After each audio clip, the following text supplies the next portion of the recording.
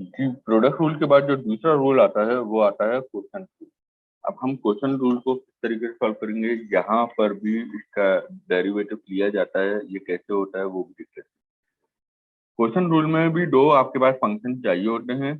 अब इसमें फॉर्मूला भी पहले आपको बताता चलूं कि फॉर्मूला है क्या। क्वेश्चन रूल का फॉर्मूला आपको मालूम हो जाएगा तो आराम से आप इसके दो कोई से भी फंक्शन लगा के आप इसका आसानी से डेरिवेटिव ले सकते हैं। ठीक है, मिसाल के तौर पे अब मैं इसका डेरिवेटिव बता रहा हूँ, यू ओवर वी ये डिवीजन है। बेसिकली क्वेश्चन कहता है डिवीजन को, तो मैं यहाँ पे एक ब्रैकेट में लिख लेता हूँ, this is also called division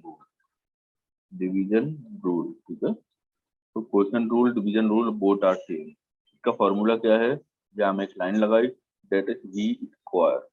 okay, अब ये फॉर्मूला मैं लिख रहा हूँ वी स्क्वायर, डिनोमिनेटर में, डिनोमिनेटर कहते हैं नीचे का पार्ट, नोमिनेटर ऊपर होता है। ठीक है, डिनोमिनेटर मतलब वी का स्क्वायर, और वी ही आपके पास सेम आ जाएगा।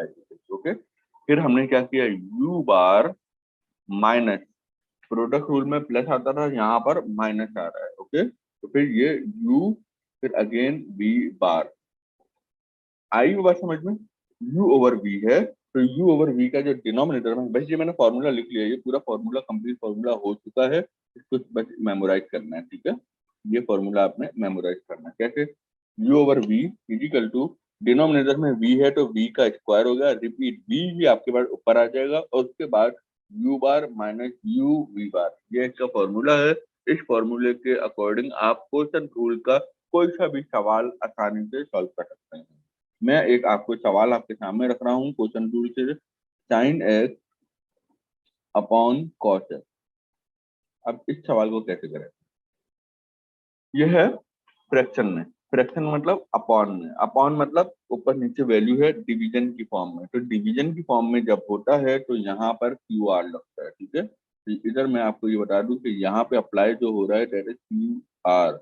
अब क्यू आर के अकॉर्डिंग सॉल्व करते हैं, तो इसका फॉर्मूला क्या होगा, V square V U bar minus U V bar. Okay, पहला वाला जो है ये कहलाता है यू, और ये कहलाता है v। ठीक है, अब इसको सॉल्व करते हैं, साइन एक्स अपॉन एक्स, इसकी वैल्यू पुट करते हैं, यहाँ पे रखा कॉस एक्स, कॉस एक्स किसका हो गया, तो कॉस एक्स किसका हो गया, cos X whole square. Okay, ये होल स्क्वायर, कॉस एक्स इधर लिखा कॉस एक्स। ठीक है, फिर हमें डेरिवेटिव ले लिया, D upon D x, sine x की जगह पे वैल्यू आ जाएगी साइन एक्स। ठीक है, साइन एक्स माइनस, बिकॉज यहाँ पे माइनस मौजूद है, अब what is you, sine x again repeat, लेकिन इस वक्त वो पैरामीटर के साथ नहीं है, डी अपॉन डी एक्स। अब दोबारा पैरामीटर आ गया, बिकॉज बार जो है वो वी के ऊपर है, वी कौन है, कॉस, इधर कॉस। ये हमने वैल्यू पुट कर, जब ये कर दिया अब इसका डेरिवेटिव लेते हैं। इसका डेरिवेटिव कैसे लेंगे, देखें कॉस एक्स रिमेन सेम, यहाँ साइन एक्स मत लिखना, अभी ये पैरामीटर इससे पहले नहीं है, पैरामीटर साइन एक्स से पहले है, इसका डेरिवेटिव कॉस, कॉस का डेरिवेटिव नहीं है, ये as it is value copy होगी। ठीक है, यहाँ मैं आपको समझाऊं कि ये जो आपका जो डी अपॉन डी एक्स है, ये बेसिकली इसका है। ओके, इसका आ रहा है साइन एक्स का, सारी बात समझ में, डी अपॉन डी एक्स जो है वो आगे वाले का है, पीछे वाले का नहीं होता है। ओके, तो साइन एक्स, साइन एक्स का डेरिवेटिव लें, साइन एक्स का डेरिवेटिव क्या बनेगा, साइन एक्स का डेरिवेटिव बनेगा कॉस एक्स, मैंने दोबारा कॉस एक्स लिख दिया। ओके, माइनस का माइनस, साइन एक्स, साइन का डेरिवेटिव नहीं लेते हैं, साइन एजिटेस लिखेंगे। ओके, ये है कॉस, कॉस का डेरिवेटिव आएगा माइनस साइन, तो मैंने ब्रैकेट लिखा और माइनस का साइन। ठीक है, और डिवाइड में मैंने कॉस एक्स होल स्क्वायर कर दिया। यहाँ तक बात क्लियर होगी, ये वाला स्टेप क्लियर हो गया। अब क्या करें, अब करते हैं ये जो माइनस का साइन है, ये वाला, ये माइनस का साइन और ये वाला माइनस का साइन, ये माइनस माइनस क्या हो गया, प्लस। तो ऐसे कॉस एक्स और कॉस एक्स मल्टीप्लाई करते हैं तो क्या बन जाता है, cos square X, minus minus plus, sine और साइन आपस में मल्टीप्लाई हुआ तो क्या बन गया, sine square X over cos X whole square. ठीक है, cos x होल स्क्वायर ये बनेगा। ओके, यहाँ तक कोई कंफ्यूजन नहीं होनी चाहिए, ठीक है। cos square x plus sign square x के बराबर हुआ 1 के, ये आ गया cos स्क्वायर एक्स, ठीक है। अब ये 1 के बराबर कैसे हुआ, सवाल यहाँ आता है, सवाल यहाँ आता है ये 1 के बराबर कैसे हुआ। बेटा आपने ट्रिग्नोमेट्रिक आइडेंटिटी पढ़ी थी, इसमें पढ़ा था हमने कि sign square x plus cos square x ये ट्रिग्नोमेट्रिक आइडेंटिटी है, ठीक है। ये बराबर होता है हम 1, जब भी इस फॉर्म में आएगा तो वो बेसिकली 1 के बराबर हो जाएगा। यहाँ देखो cos square x sign square x इसी फॉर्म में आ रहा है, मैंने इसको कन्वर्ट कर दिया 1 अपॉन कॉस स्क्वायर। एक और आइडेंटिटी है, एक और आइडेंटिटी के 1 अपॉन कॉस, जब भी 1 अपॉन कॉस की फॉर्म में आएगा तो वो बेसिकली किसके बराबर हो जाएगा, वो बेसिकली बराबर होगा सीकेन के, सीकेन एक्स, ठीक है। तो ये जो सीकेन एक्स के बराबर आ रहा है ये क्या हो गया, ये इक्वल टू, मैं यहाँ लिख देता हूँ, ये इक्वल टू हुआ 1 अपॉन कॉस स्क्वायर बराबर हो गया सीकेन के, ठीक है। लेकिन यहाँ स्क्वायर लगा हुआ है तो इधर भी मैंने स्क्वायर लगाया, ये हमारा एक आंसर आ गया। होप ये वाला आपको method sine upon cos x का जो डेरिवेटिव लिया है वो आपको समझ में आ गया होगा। लेकिन अब हम जब बात करते हैं हम नेक्स्ट सवाल की। ये वाला सवाल तो क्लियर है, इसी से एक और मिलता जुलता सवाल दे देता हूँ जो आपका क्वेश्चन रूल को समझने में हेल्प करेगा। इसका जो दूसरा पार्ट है वो देख लेते हैं, दूसरा पार्ट भी देख लें। मैं एक और सवाल दे रहा हूँ,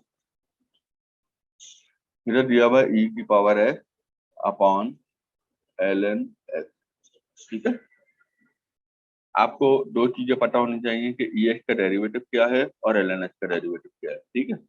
यहाँ पे क्वेश्चन रूल का फॉर्मूला क्या होगा, क्वेश्चन रूल का फॉर्मूला वही है B square B U bar minus U V bar, okay. इसके ऊपर वाला यू है, ये यू है और ये वी है, ओके। तो हम यहाँ पे सॉल्व करते हैं, बी का स्क्वायर यानी ln x का whole square, okay. ln x हमने यहीं लिख दिया ln x, बी का यू का स्क्वायर, यू कौन है, ई की पावर x, ठीक है। अच्छा यू की पावर x से पहले मैं आपको डेरिवेटिव लिखवा देता हूँ, डेरिवेटिव का लिखना जरूरी है, डी अपॉन डी एक्स, ठीक है। यह आ जाएगा ई की power x minus you, you मतलब एज इट इज कोई, फिर again derivative D upon D x, okay. तो ब्रैकेट में आ जाएगा ln x, ये कहलाता है नेचुरल लॉग, ठीक है। नेचुरल लॉग के बाद हम आगे बढ़ते हैं ln x, मैंने नेचुरल लॉग रिपीट किया ln x, एक्सपोनेंशियल रिपीट किया e की पावर x, ठीक है। ये मैंने x e की पावर x क्यों रिपीट किया, क्योंकि इसका डेरिवेटिव ही वही है, माइनस का माइनस e पावर x, इसका डेरिवेटिव वही है। अगेन मैं एक बात और समझाता चलूं कि ये पैरामीटर डेरिवेटिव है, ये इसका है और ये वाला इसका है, ओके। ये चीज नहीं भूलिएगा।